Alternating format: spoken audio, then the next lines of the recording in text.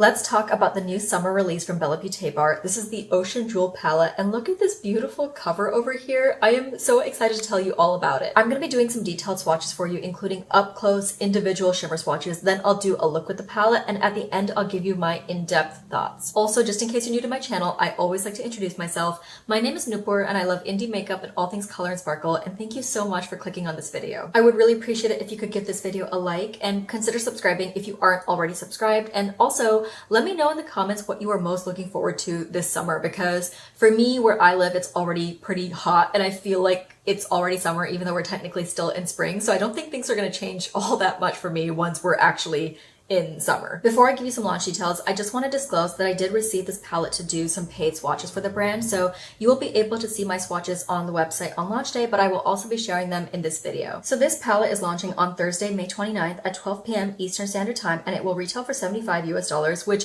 is a lot, but it is the standard price for all of Bella Beaute Bar's 20 pan palettes, because usually there are a lot of like special shadows and multi-chromes in it, which is why the cost is so high. But you can use a code on the palette. I have an affiliate code. It's Noopur. It's just my name. It'll save you 10% at checkout, and I will get a small commission from it, so thank you so much if you use it. I'm going to be showing you some close-ups very, very soon here, but I just want to show you the inside because I adore this color story, and I want to mention that I really love Bella Beaute Bar, and I get so excited about their launches, but I never want that to be interpreted as me trying to convince you to purchase a palette. When I make these videos, it's just to give you as much information as possible so that you can make the call on whether you want the palette.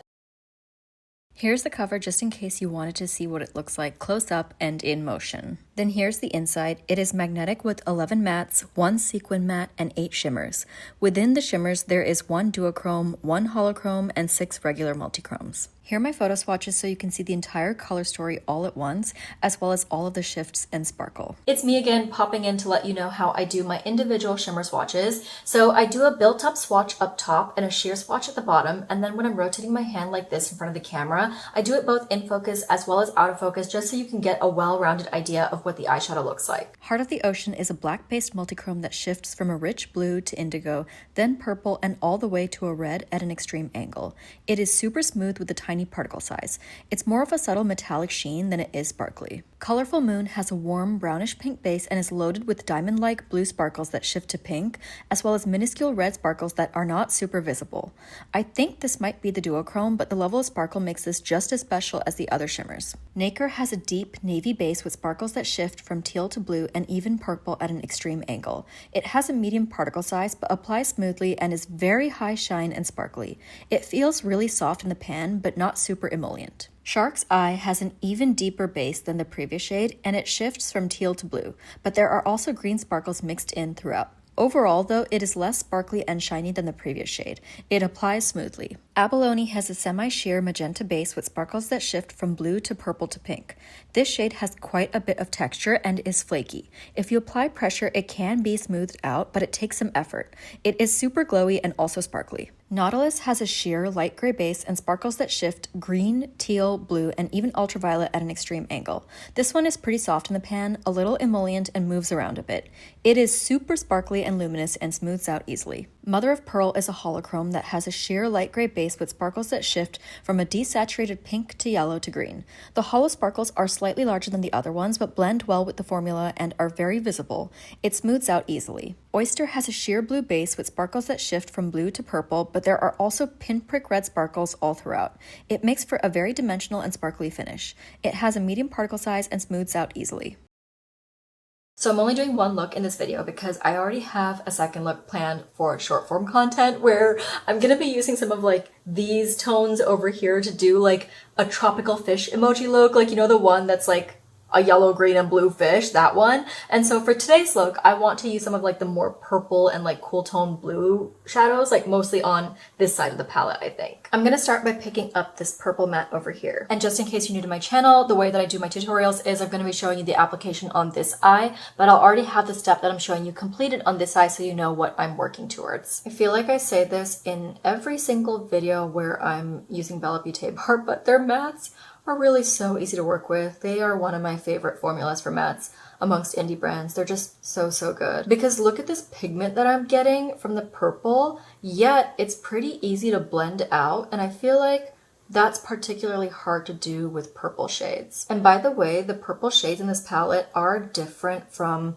all of the purple mattes in the Ultraviolet palette that's in collaboration with D. These purples have a lot more blue in them. They're a lot more cool toned. I dipped back in one more time just to kind of like deepen it up, or not deepen it up, but saturate the pigment right here in the deepest part of my crease. If you're more heavy-handed than I am when picking up mattes, you probably wouldn't need to do this, but I'm a bit of a scaredy cat when it comes to blending mattes, so I like to work in small layers. I also want to show you that I really swirled my brush in the pan to pick up this matte because I wanted to really saturate the pigment in my crease, and there isn't a ton of kick up in the pan. There's like a little bit of powder, but not a ton. Also, just quickly running this on my lower lash line. I'm not doing anything too fancy with this look. Probably gonna keep things pretty simple. I never really know what people want from me in looks when they're attached to like palette overview videos, so let me know in the comments if you prefer to see like more complicated looks or more simple looks, or just like a mixture and just like kind of alternate what I do. I feel like I do it all over the place, but I am curious what people want. Now I'm gonna dip into this purple matte over here. With this matte, I'm starting it over here on the outer half of my crease, but I am mixing it with the first matte.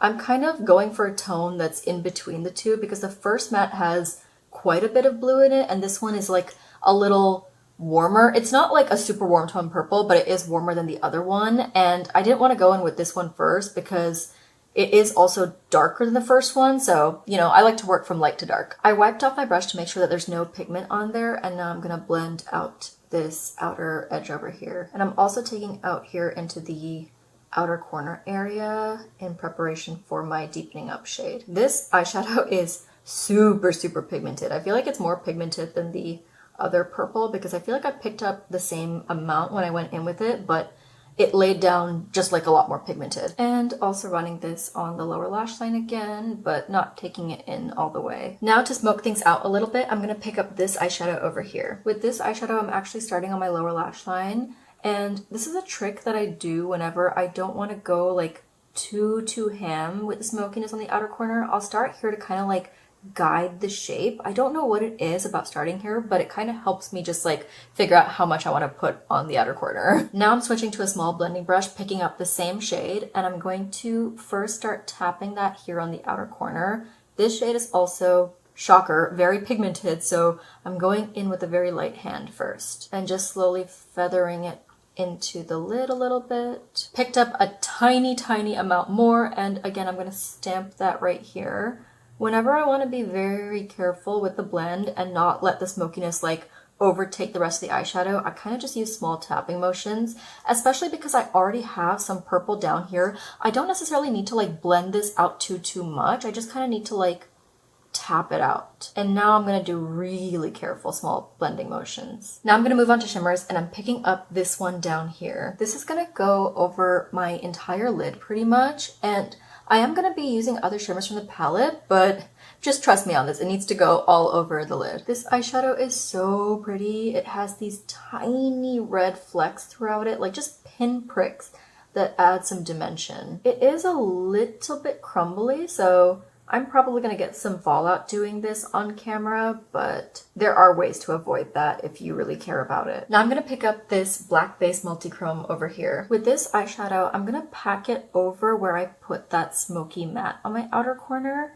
and then I'm going to start feathering it in a little bit, mixing it in with the lighter shimmer. But the reason that I put the lighter shimmer over my entire lid is this is quite a dark shimmer. It's a little too dark for my preferences because it is a black based multi-chrome, and so I didn't want it to go on with full intensity. I wanted it to kind of like, I wanted to mute it a little bit basically. And then when you feather it inwards like this, there's not going to be a harsh line to where this dark shimmer is versus the light shimmer, because the light shimmer is quite sheer in its base. I am someone who likes shimmers over my entire lid, but I also want it to be very like dark and smoky here in the outer corner, and I don't want there to be like kind of like a distinct line between like the shimmer stopping right here and then the matte starting here, which is why I like to layer a dark shimmer over the dark matte over there. I really want to pull in a pop of contrast with one of these like pastel shades, and I think I'm going to use this one over here because I think these other ones are better suited for my tropical fish look. I'm going to pop it in my inner corner over here.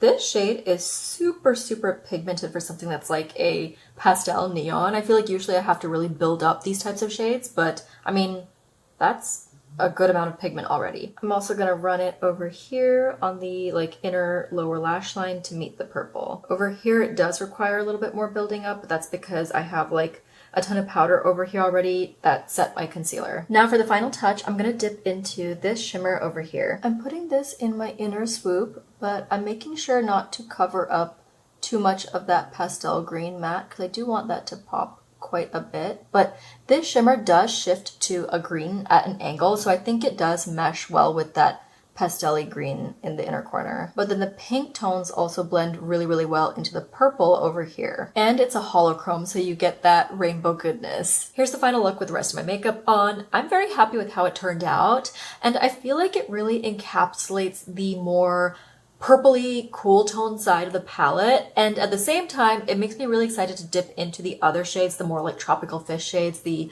warmer side of the palette, if you will. They're not like, this palette is not a warm tone palette, but in comparison to these tones, those are technically warmer. Now it's time for sparkle cam so that you can see all of the things that I was talking about in the tutorial portion of the video. And I want to point out the little pinpricks of red sparkle in my main lid shade. You can also see it shifting. Although I do have a different shade on the outer corner, I still think you can see it shifting a little bit. And then you can also see the hollow sparkles in my inner swoop shade, like, oh, right there. That is so intense. It's so pretty. I love that you can actually see it.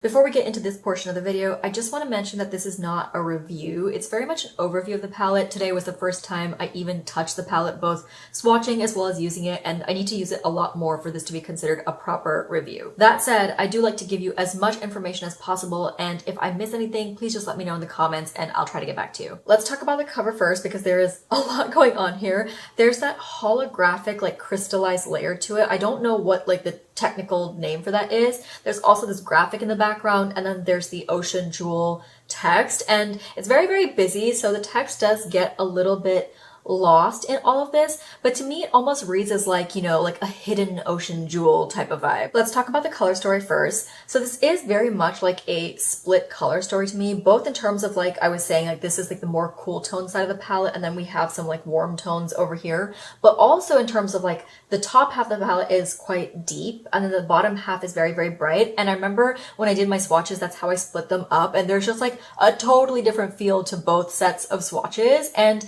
it's quite a bit deeper than I think we see with a lot of summer releases, but I'm not mad about that. I feel like even in the summertime, I do enjoy having a little bit of depth in my looks, just because I feel like on my complexion, on my features, sometimes like really light, bright looks just look a little odd. I think I prefer just like high contrast looks, and I will at least want to put like a little bit of liner or something to give a bit of definition. So I appreciate that there are depth options in this palette. And I do think that it is on theme because the ocean is very, very vast, very, very deep, and very, very dark at the bottom. So I get why there are deepening up tones. I do appreciate that they both have their distinct like undertones. You know, this one is more teal, this one is more of like a navy with a bit of a purpley undertone. So I do think that they will read differently. I've already talked about how these tones down here really give me tropical fish vibes, but also like coral reef. And I really, really like that these are almost pastel neons. I don't know if they're technically pastel neons, but they're certainly not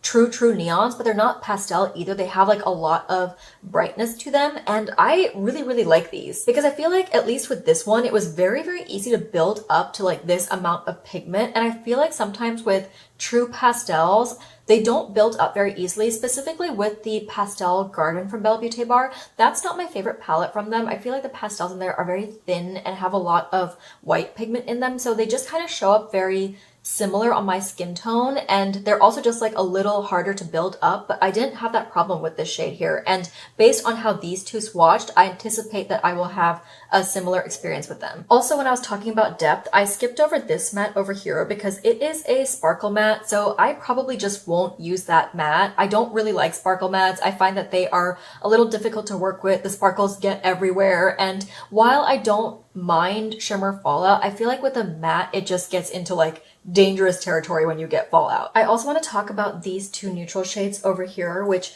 might seem like an odd choice at first because this is quite a colorful palette, but this matte specifically has quite a purple undertone. I don't know if it's translating on camera, but when I swatched it, I definitely noticed that it came off a lot more purpley mauvey on me. And so I think it does kind of fit with the color story, but also I have said before that I don't mind using neutral mattes with colorful shimmers if the shimmers are on the sheer side, because then I feel like they blend and mesh well with those mattes. And we have quite a few sheer shimmers here. This one down here, I would say even this one, and this one, they're all sheer, but also I think this shimmer over here would work really well with the matte because the base of it is a bit more of that like pinky mauvey tone. As far as the shimmers go as a whole, I do think that they really complement the mattes in this palette really, really well. I feel like we have a good split between like lighter shimmers, mid-tone shimmers, and deeper shimmers. A lot of the shimmers on the bottom half of the palette are lighter, and then the ones on the top half are a lot darker, with this one being like black based. That said, I feel like these two shimmers are just like a little too close to be in the same palette, especially when you look at this one. I feel like this one sits in between this one and this one, but when you swatch these two, they just read pretty similarly, you see what I mean? So I could have done without one of them and maybe swapped one of them for more of a purple shimmer, because I don't feel like we have any like true purple shimmers. They're either like blue reflex or pink reflex or like greenish teal ones, and I would have loved to see a purple shimmer to go with all the purple mattes. I really like this holochrome over here. I think it's super, super cool because it's got this like desaturated shift to it. It's got like a pinky shift straight on and it shifts all the way to a green, but it's kind of like grayed out and washed out. And the name of the shadow is Mother of Pearl, so I feel like it's a very, very good fit for Mother of Pearl, but also because it's a holochrome, it has those hollow flecks in there, so it is just very, very fitting for what it was named after. I also really, really like Bella Beaute Bar's holochrome formula. I feel like the hollow particles are not like too large or too small. They don't overtake the eyeshadow or make it gray.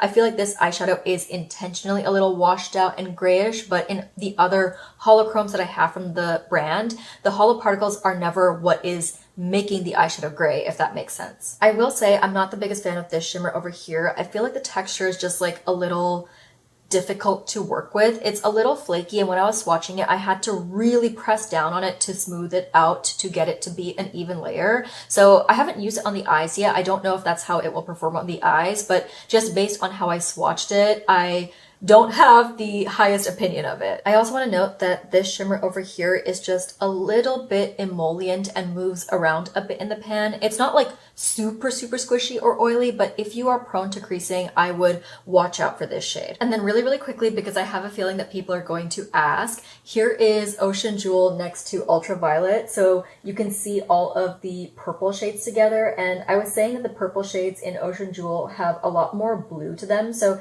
even though Ultraviolet has a few cool toned purple shades, I feel like they are firmly purple, whereas Ocean Jewel's purples lean a bit more blue. Also, you know how I was saying that I wish that Ocean Jewel had at least one purple shimmer? I feel like Ultraviolet is going to be the perfect palette to pair with it to pull from to get those purple shimmers. That's it for today's video. Thank you so much for tuning in, and if I didn't get to any questions that you had, please let me know in the comments and I will definitely get back to you. As always, thank you so much for watching till the end. Please don't forget to give this video a like before you go, and I will see you in the next one. Bye!